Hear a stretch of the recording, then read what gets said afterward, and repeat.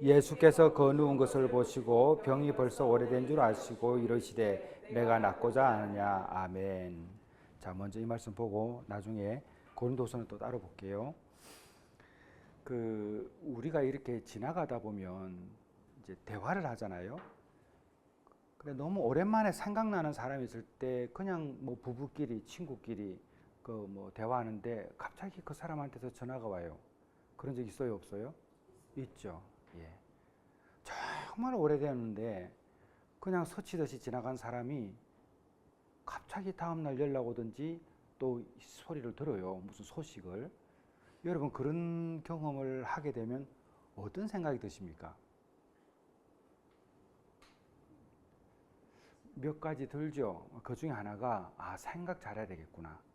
그리고 말 조심해야 되겠구나. 뭐든지 우리가 하고 있는 일에 대해서 나타나는 현상이 있구나.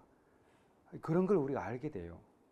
특히 어떤 말을 지나가듯이 툭 했는데 그게 뭐 직접적으로 나와 나의 가정에 해롭지 않더라도 뭐 유사한 일이 일어날 때가 있어요.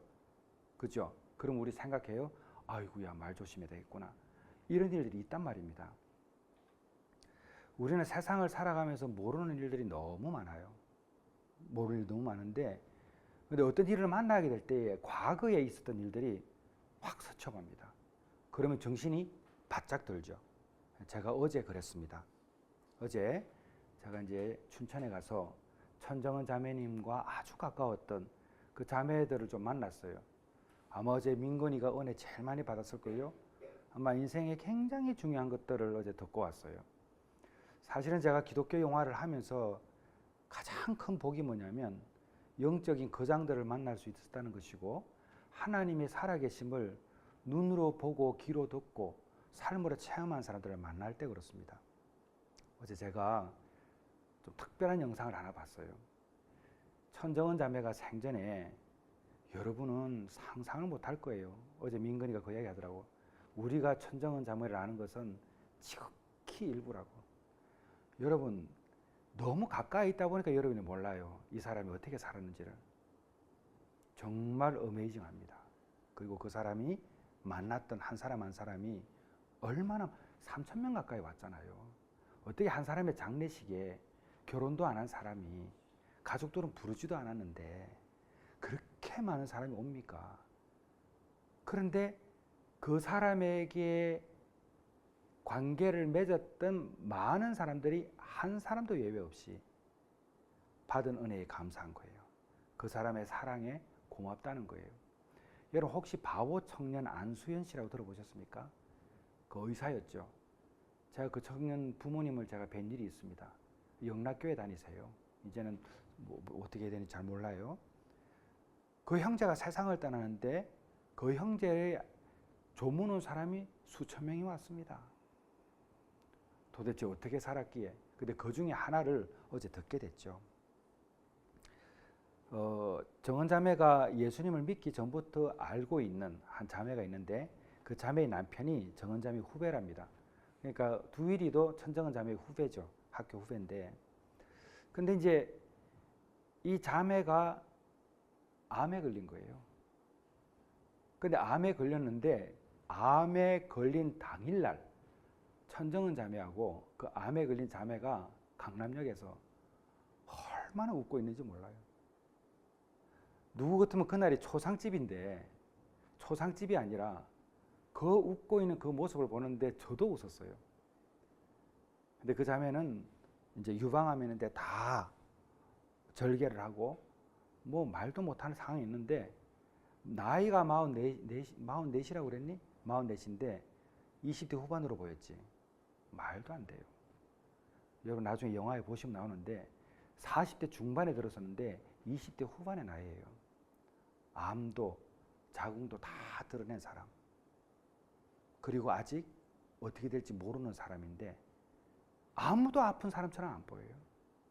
오늘 여러분 설교를 잘 듣고 이게 왜 그렇게 될 수밖에 없는가? 그것을 제가 한번 설명을 드리려고 그러고 또 하나는 앞서 제가 언급했듯이 불현듯 스치듯 쑥 지나간 대화 속에서 저는 2009년도에 헬렌 로즈베어를 만났던 일이 다시 기억이 났고, 왜 천정은 자매가 2018년도 12월 7일 날 저를 만나서 헬렌 로즈베어를 꺼내자마자 그렇게 처음 보는 사람 앞에서 눈물을 흘렸는가? 제가 어제 많은 생각을 했습니다. 자, 그래서 오늘 거슬과 연관이 있고, 왜 우리가 바뀌지 않는가? 어떻게 예수를 믿는다면서 자기밖에 모르고 살아가는가? 진짜 예수 믿는 거 하나님 앞에 섰을 때 너 제대로 믿고 왔는가 질문하면 도대체 말을 할 수 있을까? 우리가 우편강도가 복음을 듣고 예수를 믿은 건 맞지만 그래도 그 사람은 그때 봤잖아요. 근데 우리는 이미 봤잖아요. 자, 그래서 오늘 말씀을 한번 잘 들어보십시오. 자, 먼저 오늘 읽었던 본문 중에 뭐가 있느냐? 자, 5장 봐보세요. 요한복음 5장 보게 되면은, 자, 누가 기도하고 있어요? 누구의 이야기입니까, 오늘? 38해째 된 병자가 주인공이죠, 주인공. 그죠? 근데 이 병자가 나아요, 안 나아요? 낫죠? 근데 그 낫기 전에 예수님께서 그 병자가 누워있는 것을 보십니다. 그러니까 예수님은 보시고 단번에 알아요. 뭘 아십니까? 병이 벌써 오래됐구나. 예수 아는 거예요. 그러니까 우리의 가정에 고질적인 문제들이 있어요. 해결되지 않는, 또 나에게도 있어요. 정말 예수 믿고 변화되고 싶은 이 부분들이 바뀌지 않는 부분들이 있는 거예요.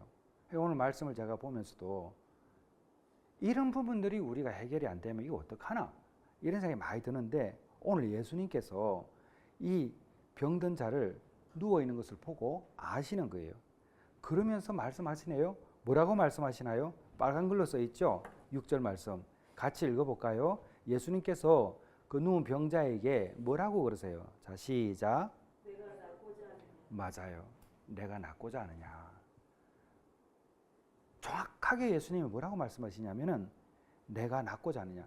여러분 이 보세요. 오늘 본문에 보게 되면 예수님의 첫 마디예요. 이게 38년 된 병자 앞에 딱 놓여 있는데 예수님은 다 아시는데 첫 일성이 뭐냐? 네가 낫고자 하느냐. 네 문제를 해결받고자 하느냐. 지금과는 다른 삶으로 나아가고자 하느냐. 이 질문을 예수님이 하고 계신 거예요. 근데 이 말씀은 우리가 너무 많이 들었어요. 이 본문을 얼마나 많이 접했습니까? 진짜 많이 들었어요. 그러니까 너무 익숙해요. 근데 여기에 놓치는 것이 있습니다. 너무나 당연한 질문을 주님께서 주셨는데 낫고자 하느냐라는 이 질문이 불필요한 것처럼 보이지만은 절대 그렇지 않습니다. 왜? 이 사람을 이미 주님은 잘 알고 계시고 이 사람의 문제가 너무 오래되었다는 것도 아시고 이 사람이 어떤 상황과 형편에서 어떤 감정에 놓여 있는지도 다 아세요. 근데 낫고자 하는 이 질문 가운데 있는 건 뭐냐면 너 뭐 해야 되지 않겠니? 그러니까 바로 난 게 아니라 낫고자 하냐? 너 해야 될 게 있는 거 아니야? 이 질문이에요. 낫고자 하느냐? 그럼 네가 나으려면 그 다음에 뭐가 있느냐 질문 아니에요, 이게? 이 문제를 해결하고 싶으냐? 그러면 너의 삶 가운데서 뭔가 풀고 넘어가야 될 문제가 있지 않을까? 이 질문을 예수님이 하시는 거예요. 왜? 이 사람을 너무 잘 아시니까. 이 사람은 너무 오랜 시간 동안에 나을 수 없는 그 낫지 못하는 삶의 구조에 너무나 익숙해 있어요. 보세요. 자, 5장 7절 말씀 같이 한번 읽어볼게요. 자, 시작.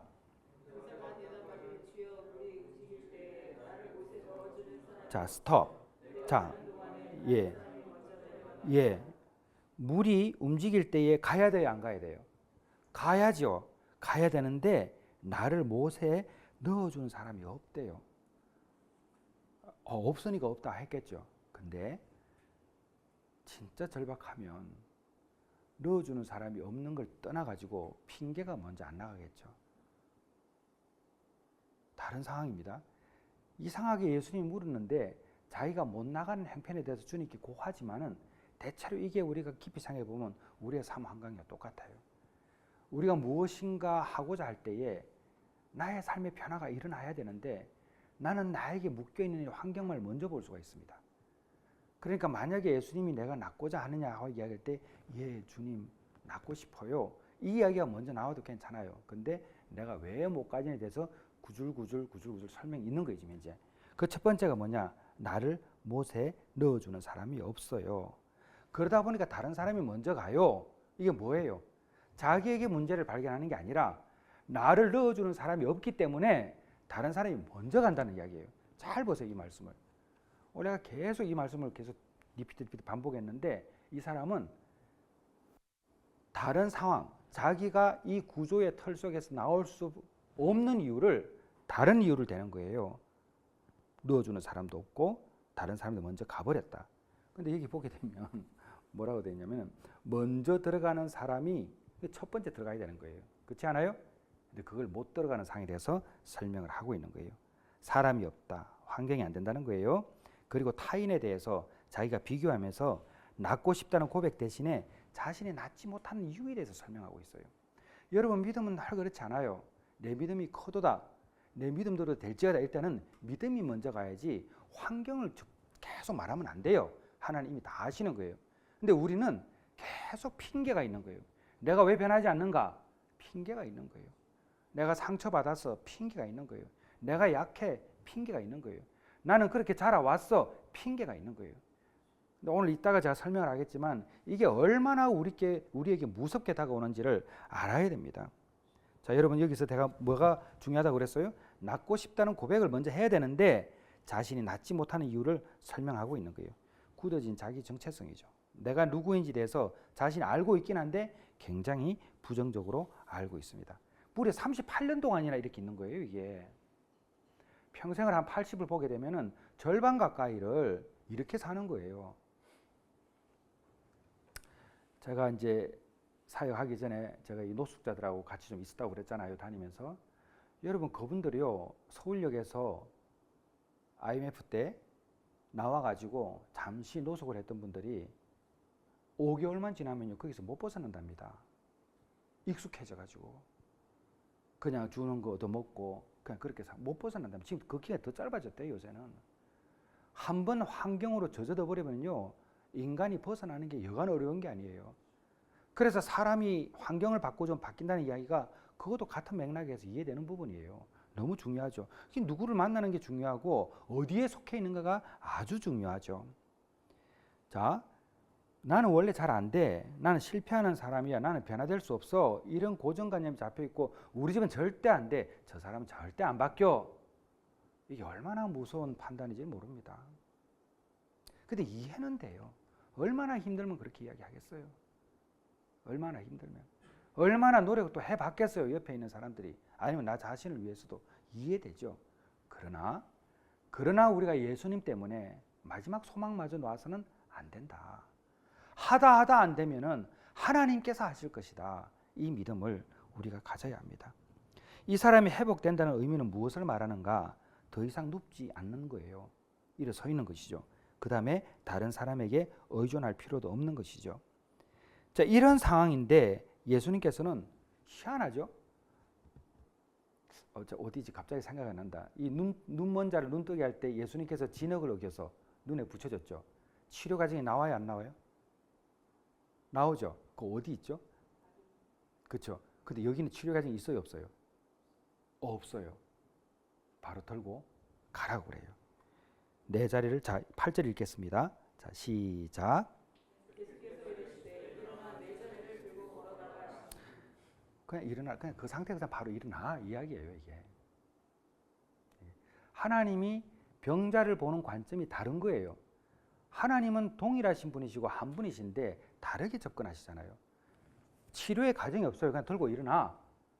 어찌 보면 38년 동안 이 사람은 고정관념에 잡혀가지고 자기가 할 수 있는 일에 대한 노력을 안 했다고도 볼 수 있어요. 저는 충분히 그렇다고 봐요. 그렇죠. 일어나. 두 번째, 자리를 들고. 자기가 38년 동안 있었던 자리 아니에요. 그 환경에서 벗어나라는 이야기거든요, 이게 지금. 그리고 걸어가라면 다른 곳으로 가는 거 아닙니까? 새로운 환경으로 가는 것이죠. 그래서 우리를 가장 어렵게 만드는 것은 과거의 발목입니다. 과거에. 우리가 사람을 공격할 때도, 나 스스로를 공격할 때도 과거예요, 과거. 우리는 그리스도 예수 안에서 늘 새로운 피조물을 이야기하는데 우리의 삶이 거기에 미치질 못해요. 그러니까 새로운 관점으로 보는 훈련들이 우리는 굉장히 미약하다 이렇게 보면 됩니다. 자, 이런 생각을 가지시고 다시 성경 하나를 더 보겠습니다. 고린도후서 4장입니다. 넘어가 볼게요. 이 본문은 정말 근데 오늘 이 본문을 한번 가지고 한번 풀어봅시다. 자, 고린도서 4장 7절에서 10절까지인데요. 자, 제가 먼저 한 절 읽고 교독하도록 하겠습니다. 우리가 이 보배를 질그릇에 가졌으니 이는 심히 큰 능력은 하나님께 있고 우리에게 있지 아니함을 알게 하려 함이라. 자, 교독님 같이 읽으세요. 자, 시작. 답답한 일을 당하여도 낙심하지 아니하며 같이 입니다. 박해를 받아도 버림받지 아니하며 거꾸로 떨림을 당하여도 망하지 아니하고 우리가 항상 예수의 죽음을 몸에 짊어지면 예수의 생명이 또한 우리 몸에 나타나게 하려 함이라. 아멘. 자, 제가 어제 인터뷰한 내용인데 그 내용을 좀 읽어드릴게요. 이 자매가 자기 아버지 이야기를 하는 거예요.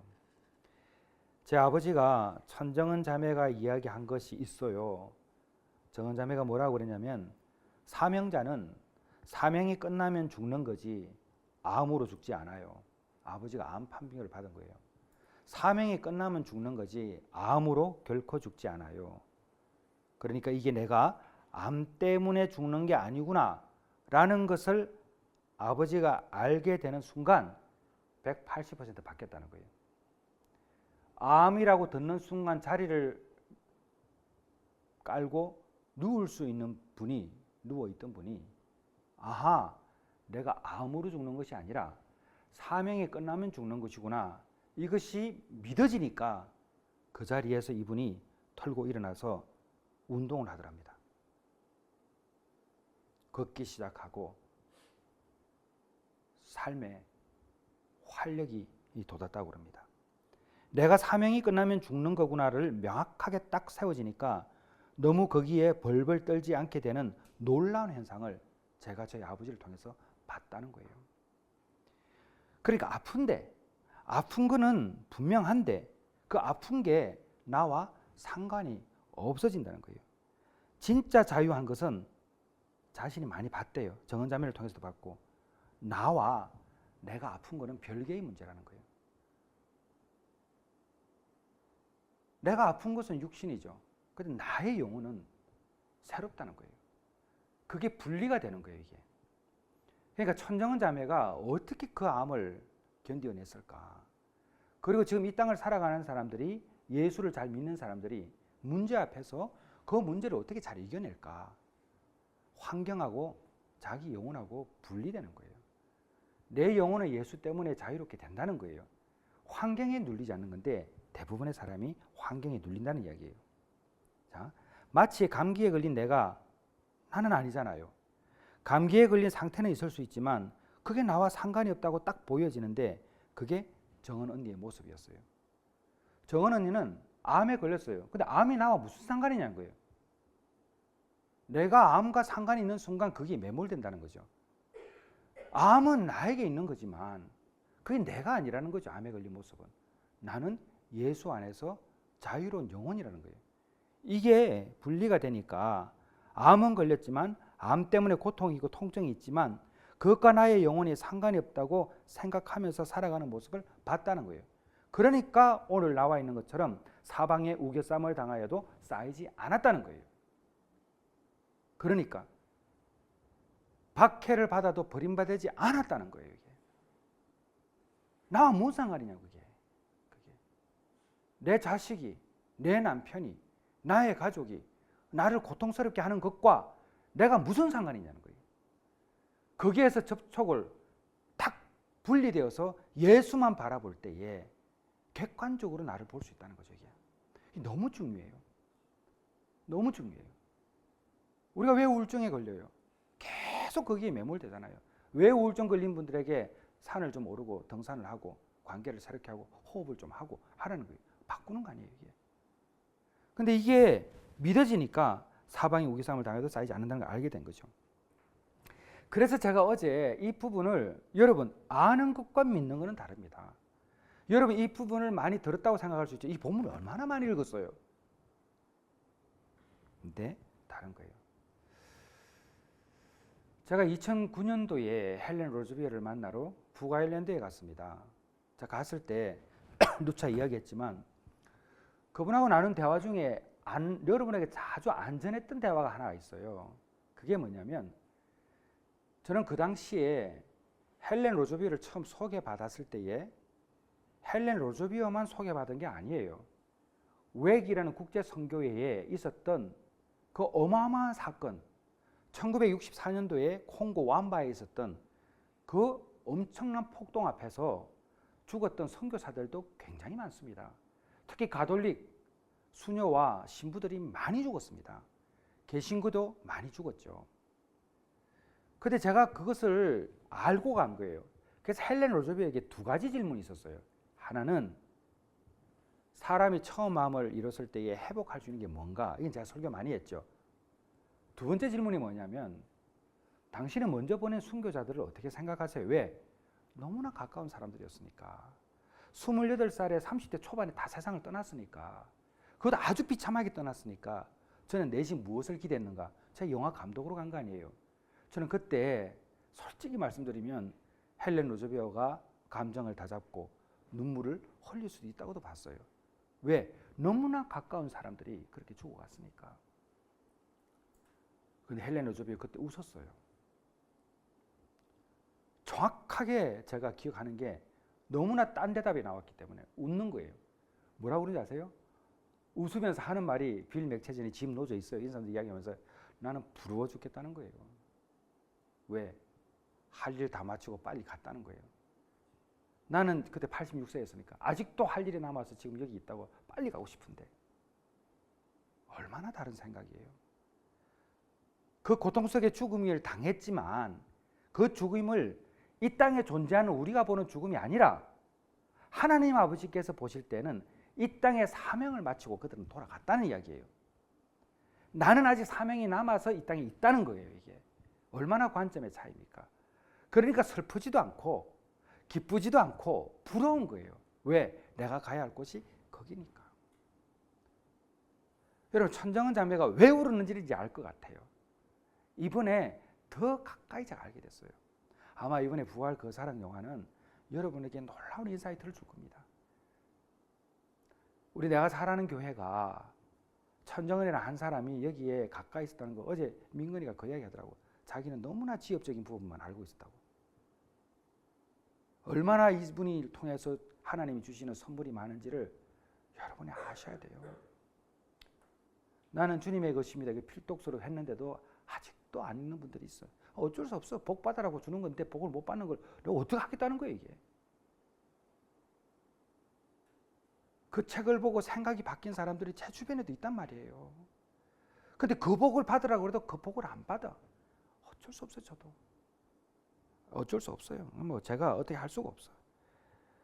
제가 받은 복이 얼마나 커서 목사가 이렇게 이야기하면 뭐 뜻이 있겠다 하면서 순종하면 되는데 징글징글하게 순종 안 해. 밥을 잘해서 고운 밥을 자식이 먹고 싶은 게 부모 마음이지. 목사가 성도들이 복 받는 것보다 좋은 게 뭐가 있어요?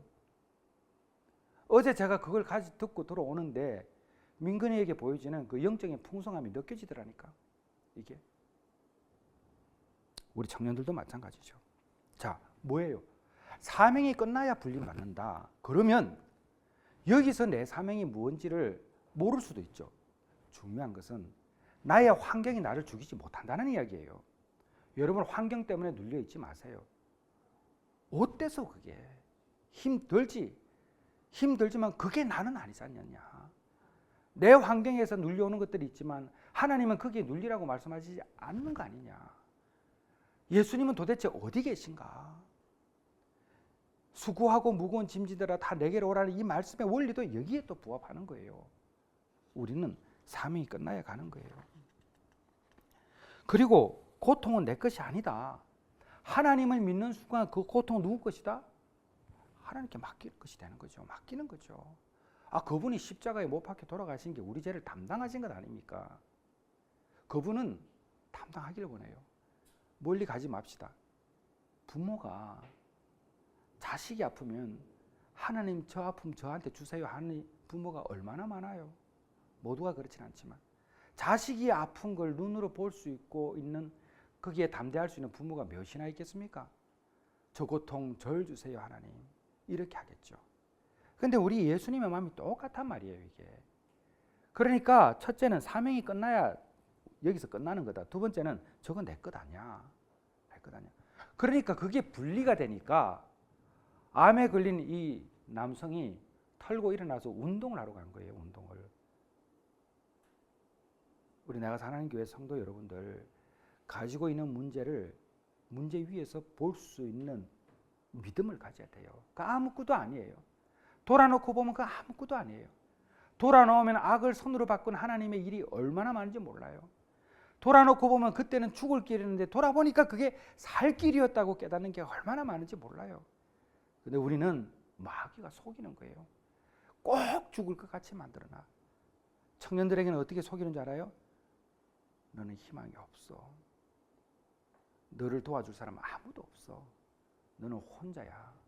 이렇게 속이는 거예요. 그리고 부모들, 가족들, 남편들, 아내들한테 뭐라고 그러는 줄 알아요? 거기에 집착하게 만들어요. 사랑을 베푸지 말라는 이야기가 절대 아니에요. 사랑을 베풀 때 나와 그 문제는 분리할 때에 객관적으로 볼 수 있다. 그 헬렌 로즈비의 그 이야기가 다시 한번 생각이 났습니다. 그래서 육신의 옷을 벗는 게 얼마나 힘든가, 얼마나 힘든가. 제가요 며칠 전부터 허리가 좋지는 않았는데 원래 제가 이제 그게 있어요. 잊어버렸네. 좌골신경통. 그래서 이게요, 걸려보면 사람 알아요. 한번 탁 걸리면 전기가 짜르르 올라오면서요 아무것도 못해요 이게. 제가 이게 고질병으로 있거든요. 근데 이게 괜찮은데 피로가 누적 때문에 이게 한 번씩 와요. 근데 며칠 전에 왔는데 오늘 아침에는 이거 완전히 그냥 가버린 거예요. 지금은 좀 살만해요. 어찌되었든. 근데 제가 오늘 그거 있으면서 가능하면 여기에 집중하지 말자. 여기에 집중하는 순간 나는 여기에 매몰돼 감정이. 내가 지금 오늘 해야 할 일 여기에 집중을 하자. 이렇게 막 하면서 온 거예요. 마귀는 비본질에 집착하게 만들어서 우리에게 삶의 주도권을 빼앗아갑니다. 여러분 꼭 기억하십시오. 여러분에게 있는 문제, 여러분을 망하게 하려는 사단의 괴계입니다. 하나님은 특별한 일이 아니시면 우리를 그렇게 혼란 속에 몰아넣으시는 분이 절대 아니에요. 근데 이 땅은 공중권세 잡은 악한 원수 사탄 마귀가 나를 괴롭게 하는 거예요. 괴롭게 하는 거예요. 자, 그래서 다시 말씀드리면 여러분 아픈 분들 있잖아요. 몸이 좋지 않고 이제 나이가 들면요 한번 아파도 예사롭지 않아요. 예사롭지 않아요. 그 고통을 겪고 통증을 느끼지만은 내 영혼과는 아무 관계도 없다. 그래서 그 사람은 뭐라고? 후패하나. 알아요? 그 사람은 후패하나 속 사람은 날로 새로워진다. 하나님 말씀이에요. 그 사람이 뭐예요? 우리 육이잖아요. 우리의 과거잖아요. 다. 날로 새로워진다. 나는 아픈 존재가 아니라 아픔을 겪고 있는 존재일 뿐이다. 아픈 게 아니에요. 달라요. 자 보세요. 아픈 존재가 아니라 아픔을 겪는 존재예요. 지금 이제. 아프다 그러면 내 정체성이 38년 동안 움직이지 못하는 그 딱 고정되어 있는 사람 아닙니까? 그렇지 않아요? 그 정체성을 자기 스스로 정하지 말라. 이 이야기입니다. 자, 우리가 바울의 상태를 한번 보도록 하겠습니다. 사도행전 16장을 봅시다. 사도행전 16장입니다. 사도행전 16장을 한번 봅시다. 이 바울을 보게 되면요 너무나 보이는 게 많아요. 세상에. 바울이 지금 오늘 제가 말씀 전하는 거 그대로 살았어요. 22절에서 25절. 사도행전 16장 22절에서 25절입니다. 자, 같이 한번 읽기 시작합니다. 자, 시작.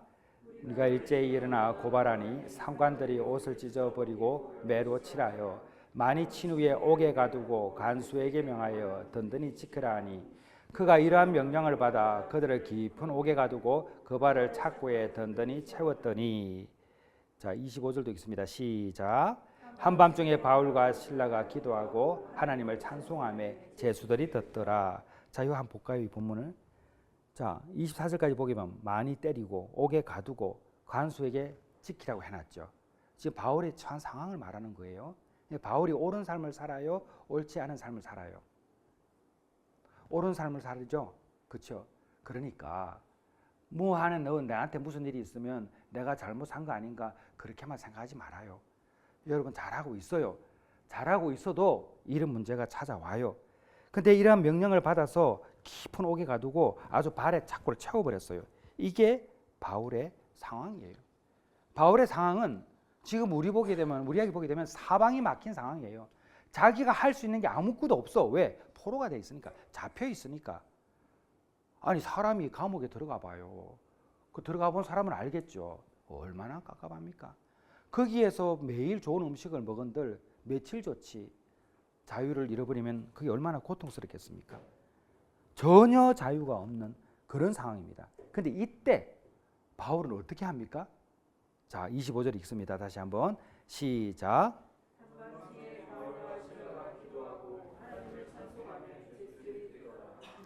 분리된 거예요. 내 상황은 그렇지만 나는 기도하고 찬송한다. 많은 사람들이 고통이 몰려올 때에 기도하지 않고 말씀 안 읽습니다. 말씀 안 읽는 사람 대부분이 뭐라고 저한테 피드백 오는 줄 알아요? 목사님 너무 힘들어서 빠뜨렸어요. 이렇게 와요. 너무 힘들어서. 목사님 너무 힘들어서 기도 안 돼요. 이렇게 와요. 목사님 너무 힘들어서 하나님 안 계신 것 같아요. 이렇게 와요. 그걸 왜 이해 못해요? 이해하죠. 얼마나 힘들면. 근데 성경은 그렇게 안 가르쳐요. 오히려 내게 주신 고통이 빛날 수 있다면 하나님의 섭리인 것처럼 오히려 이럴 때에 바울과 실라처럼 어떻게 했어요? 더 찬송하고 더 기도하는 거예요. 이게 아무것도 아닌 게 아니라는 거예요. 이게 왜 우리가 금요일 날 기도와서 기도합니까? 기도에 와서 여러분 이게 평안하면 기도하는 사람이 더 복받는 걸 모르는 거예요. 우리는 걱정과 근심이 있어야 기도해요. 그리고 좀 나아지면 기도 절대 안 해요. 뭔 이유들이 그렇게 많은지 몰라. 다 합당한 이유를 듣고 내가 낫고자 하느냐? 이 질문 앞에서 자기의 노력을 기울이지 않아요. 왜 100일 작전 기도를 하고 금식을 하고 그 비틀거리는 몸의 주의 전에 나와 기도합니까? 왜 어린 아기들을 업고 나와가지고 보재기 하나 하면서 심지어는 그 발목에 보재기를 묶고 두면서 그 눈물이 콧물대로 흘려버렸던 우리 어머니들의 기도를 우리 다 알잖아요. 한국 교회가 그렇게 서왔어요. 근데 오늘날 그렇게 기도하는 사람이 누가 있으며 오늘날 여러분의 가정에 그렇게 기도하는 사람이 누가 있습니까? 네? 얼마만큼 간절함을 가지고 기도하는 사람이 필요한 시대인데 우리 내가 사는 교회 가정에 그렇게 기도하는 사람 한 사람이 있는지 모르겠어요. 정말로. 근데 그렇게 기도할 때에 응답 안 받은 사람 아무도 없습니다. 남편이 쏙썩이죠. 그 부인이 교회에 나와서 자식들 주릉주릉 달고 와서 내 남편 변하게 해달라고 기도한 사람들도 수도 없이 많아요. 그럼 남편이 바뀔까요? 안 바뀔까요? 바뀌죠. 하나님이 그 기도를 안 들어주시면 어떤 기도 들어주시겠어요? 그렇게 눈물 흘리며 하는 기도를. 응?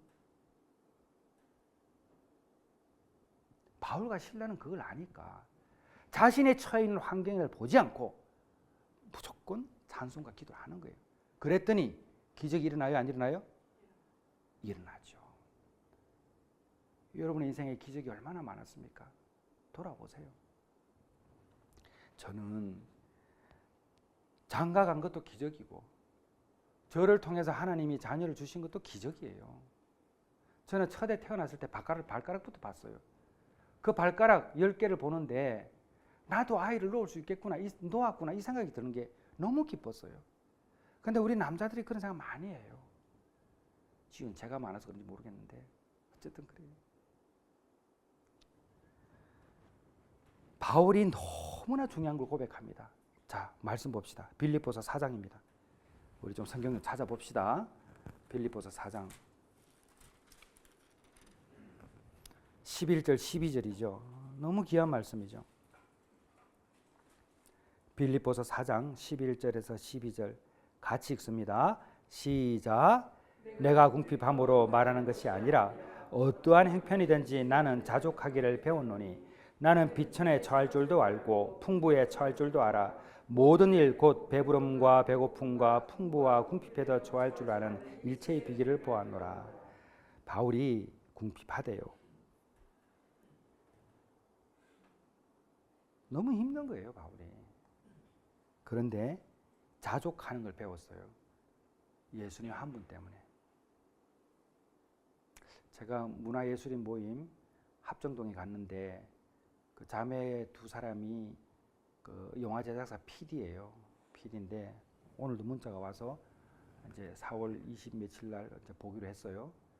이 자매가 긴 문장을 읽어드릴게요.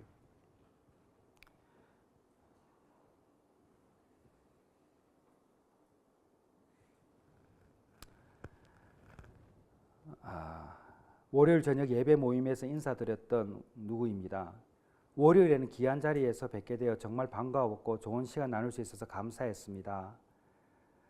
감독님께서 해주신 말씀들이 마음에 오래 남아서 짧게나마 인사드리고 싶어서 연락하게 되었습니다. 특히 이 일을 어떤 기준으로 하는지에 대해서 나눠주실 때에 너무나 가슴 깊이 와닿았습니다. 뭐 그러면서 여러 가지 했는데 마지막에 뭐라고 그러냐면은 특히 목사님께서 예수님 때문에라는 이야기를 할 때 자기는 너무나 눈물이 났다는 거예요. 뭐 이런 얘기 많이 하면서 자기가 하고 있는 모든 일들이 예수님 때문에라는 단어를 갖다 붙이게 되니까 무슨 일이든지 귀하고 소중하게 여겨지더라는 거예요. 여기가 잠깐 응용해 볼까요? 예수님 때문에 내가 좀 참을 수 있어. 예수님 때문에 내가 좀 더 할 거야. 예수님 때문에 내가 환경 보지 않을 거야. 예수님이 계시기 때문에 나는 할 수 있어. 예수님 때문에 이 암덩어리 나를 못 삼킬 거야. 예수님 때문에 나 정말 일어설 수 있어. 예수님 때문에 내 자식 바꿀 수 있어. 내 남편 바꿀 수 있어. 바울이 그렇게 되니까 자족하기를 배우는 거예요. 예수님 한 분만으로도 충분하다는 거예요. 여러분 빚이 아무리 많아도요. 그 빚이요. 물질이 들어올 때는요. 별 희한한 방법으로 다 들어옵니다. 이것도 살아본 사람이 알아요. 여러분 부자가요. 자기가 노력한 이상으로 들어올 때 부자 되지 노력한 만큼 받게 돼가지고는 부자가 되는 경우가 특히 드물어요. 하나님께서 물질을 주실 때는요. 별 방법으로 다 주세요. 저기 대전에 파남 모모 교회 목사님 버스비가 없어가지고 잔돈이 없어가지고 옛날에 토건이잖아요. 아니 복권을 목사가 왜 사요? 근데 잔돈 바꾸려고 복권을 샀는데 그게 1등 당첨된 거 아니에요. 그래가지고 그 밑에 판잣집을 싹 다 산 거 아니에요. 교회에 가난한 사람 거기 가서 다 살겠어요. 거기서 자식들이 다 잘 자랐어요. 하나님이 주시려고 하니까 별 방법을 다 쓰는 거예요. 여러분 길거리 가다가 돈을 줍는 일도 있잖아요. 저도 그렇게 할 경험이 많아요.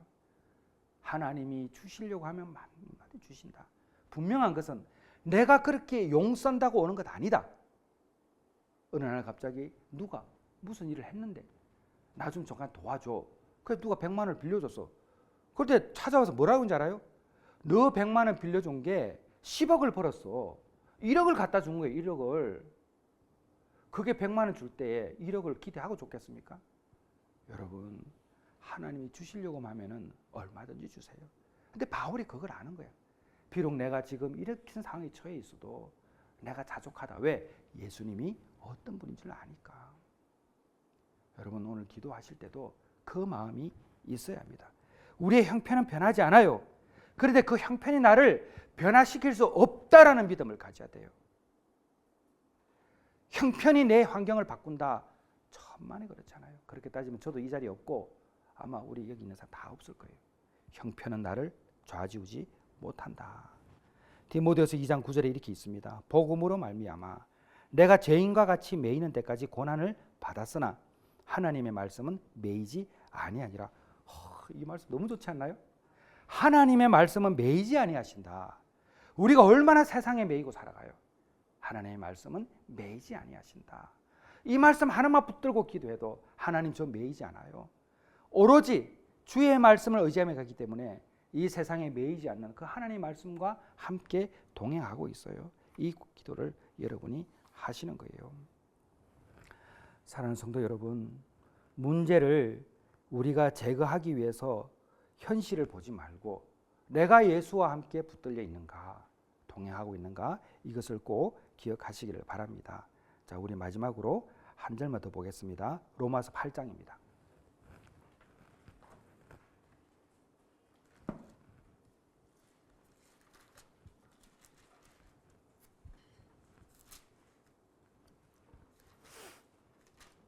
로마서 8장 35절에서 39절인데, 자, 이 말씀도 너무 중요하기 때문에 한번 보시면 좋겠습니다. 제가 오늘 인용한 말씀은 오늘 그 유튜브 동영상 올라갈 때 그 설명에 써놓을 테니까, 오늘 말씀은 사실 제가 뭐 제 설교 한 번 더 들으라 이야기 절대 안 하는데, 저도 은혜 받으면서 오늘 준비한 거기 때문에 여러분 꼭 한 번 더 들으면 좋겠어요. 자, 로마서 8장 35절 같이 한번 읽습니다. 자, 시작.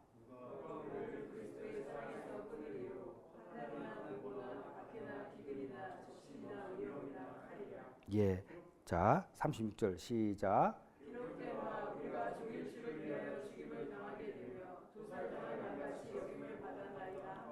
37절.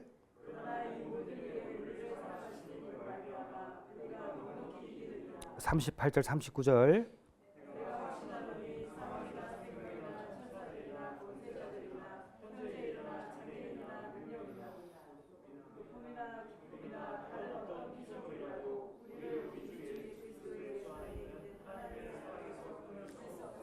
그러니까 바울이 이야기하는 게 뭐냐면 현실적인 곤란한 이 어려움에 대해서 계속 이야기하고 있어요. 바울은 그 이야기를 절대 감추지 않아요. 똑같이 문제는 있다는 이야기예요. 그러나 그리스도인이라는 이 정체성은 절대 끊어지지 않는다는 것을 이해하고 있습니다. 자, 그래서 사방에 우겨쌈을 당하여도 쌓이지 아니하고 이 믿음을 여러분이 가지시길 바랍니다. 그래서 오늘 여러분 기도할 때에 하나님 매이지 않게 해주세요. 문제는 있지만 그 문제에 매이지 않게 해주세요. 제가 예수님 안에서 자유케 해주세요. 그리고 이 문제 내 거 아니에요. 하나님 거예요. 하나님, 저는 이 문제와 더불어서 더 하나님의 살아계심을 알고 싶어요. 그리고 하나님, 저에게 해결될 문제가 있어요. 우리 가정에 풀어야 될 과제가 있어요. 너무나 큰 문제들이 있어요. 그러나 하나님, 이거 하나님 거인 줄 알아요. 하나님 저희 사랑하시죠. 저 하나님 기도할게요. 하나님 모르는 거 다 몰라도 기도하며 나갈 때에 하나님, 병자가 누워있을 때 그 병자의 모든 것을 아셨던 하나님, 저 모든 거 아시죠? 병자가 나은 것처럼 저도 들고 일어나고자 하니 하나님 도와주세요. 이 기도를 하실 때에 주님께서 응답해 주실 줄 믿습니다. 자, 이제 음악 좀 틀어주세요. 자, 우리 함께 기도할 텐데, 사는 성도 여러분, 금요 기도회는 왜 나오는가? 참 여러분들 진짜 복 받은 분입니다. 금요 기도회에 나오고 싶어서 나오는 사람 아무도 없어요. 누가 쉬고 싶지 나오고 싶겠습니까? 그런데 이게 자리를 들고 일어나는 겁니다. 다른 시간을 쓰는 거예요. 그 믿음을 가지고 나갈 때 큰 은혜가 함께하는 줄 믿습니다. 우리 함께 기도하고 이따 또 통성을 같이 기도할게요.